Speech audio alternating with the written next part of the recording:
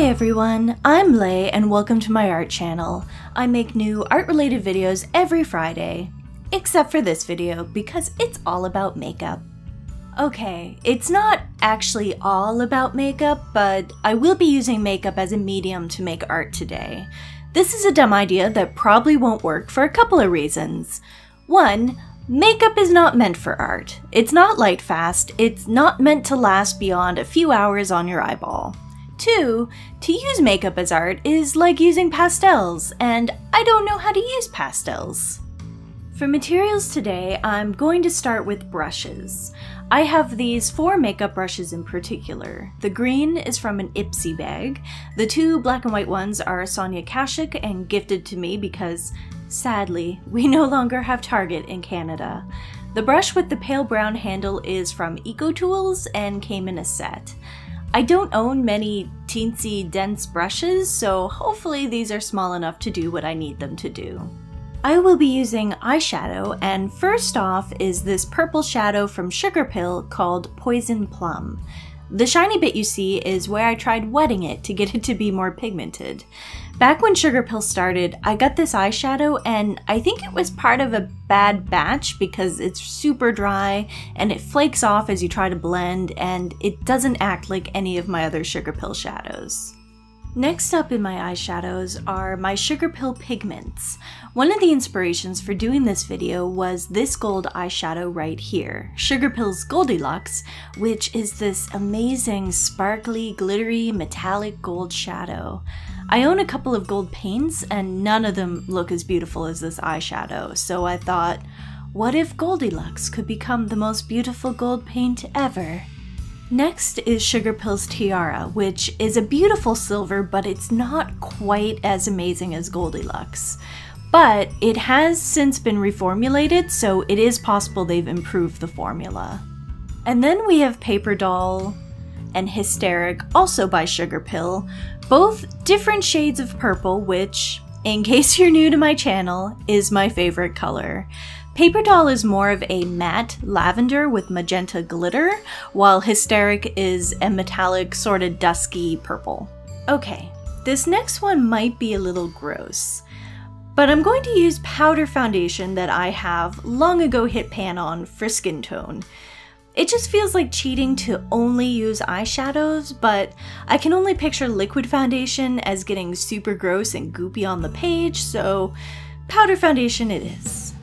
So lastly, and this is super sped up because if I went into detail on every palette it would take ages, I'm going to use some old eyeshadow palettes I don't use anymore.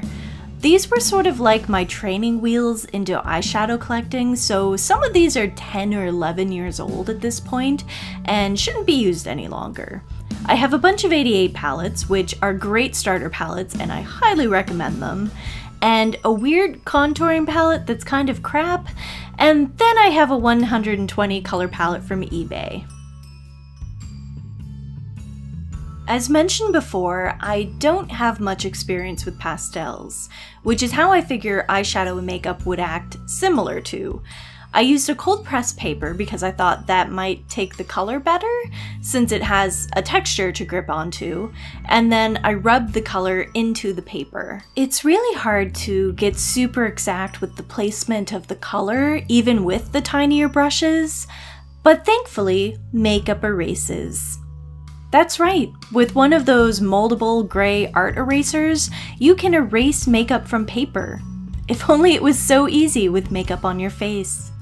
Something I learned from this experience that you're either seeing right now or you will see shortly is that the Sugarpill Poison Plum eyeshadow looked beautiful on paper.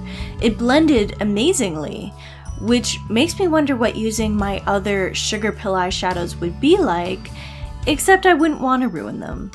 This video is not sponsored, by the way. I just love Sugarpill's products, and I've been a huge fan of Amy Doan / Shrinkle since back in her selling Kryolan on eBay days. So, as I said in my art supply collection video, all of my makeup was either purchased by myself or for me as gifts, and I've been collecting for a long, long time. I was kind of late to get into makeup. I was 19 or 20, but it was an instant obsession. I've had different jobs since then, so I always had the money to buy 1 or 2 items every so often and develop my collection. Please don't bankrupt yourself to collect makeup, or art supplies, for that matter. Please be responsible with your money. I know it can feel otherwise, but you don't need expensive makeup or expensive art supplies to create beautiful things. Like I said, these cheapy palettes I'm using are still nice. They work better on the eyelid than paper, I promise. I'm not someone who thinks you need a $200 Natasha Denona palette to create makeup looks. Makeup is really similar to art in that most of it is talent. I actually didn't create a lot of art in my 20s, and it was partially because of makeup, to be honest. Life got more complicated, and it was easier to focus on makeup than art, and it filled that same creative need in me. I did also go through a period where I wanted to be a makeup artist. I took an office administration course, but I didn't think I wanted to go down that career path because it wasn't creative. So I applied at a local makeup school and I did get in, but then I couldn't get a student loan. So I ended up working where I am now and where I have been for the past 7.5 years, which is a hotel desk job, and I happen to really love it.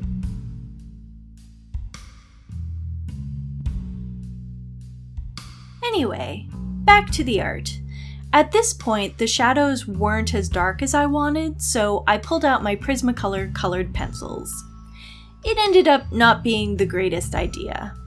It has been years since I last used colored pencil, and I don't often work on such textured paper, so it didn't occur to me that the pencil would lay down so unevenly and textured. I did try to blend it out with more of the makeup, but it didn't really help much. The shading in general didn't work out how I wanted. I should have looked at reference to really render the face better, but at this point I was tired of how messy makeup on paper can be. And let's be honest, I really wanted to get to the gold part. I then pulled out my Pentel Pocket brush pen to ink because I learned my lesson from the colored pencil and I knew normal pens would skip.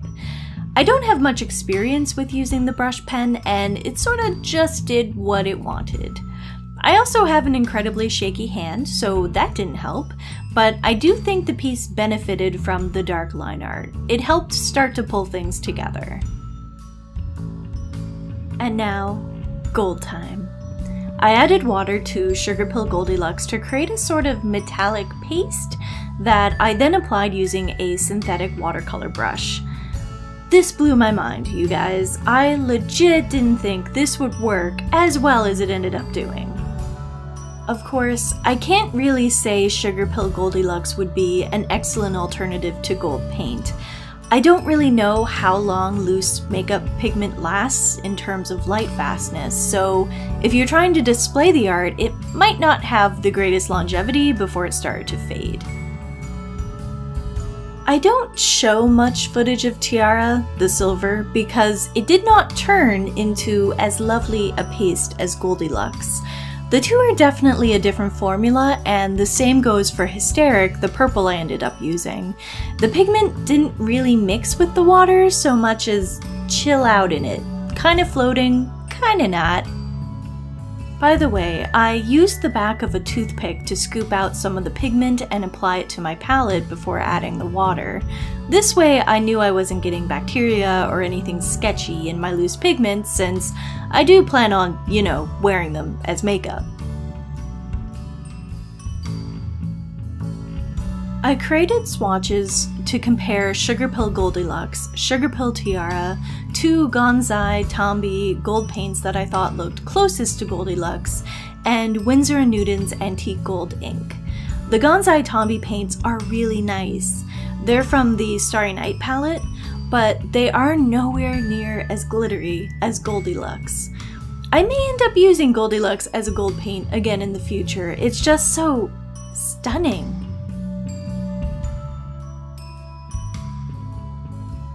Here's the finished piece with an acrylic paint used for highlights, since I knew there was no way my Sakura jelly roll could compete with Goldilocks. After a few days of letting it dry, I discovered the eyeshadow doesn't really stay put. It smudges very easily, which makes sense since it has nothing to bind it to the paper. If I ever did use Goldilocks again, I'd have to try out some different methods of getting it to stay. I know this is a super weird video, but I hope you enjoyed it. If so, please give it a like, it really helps me out a lot.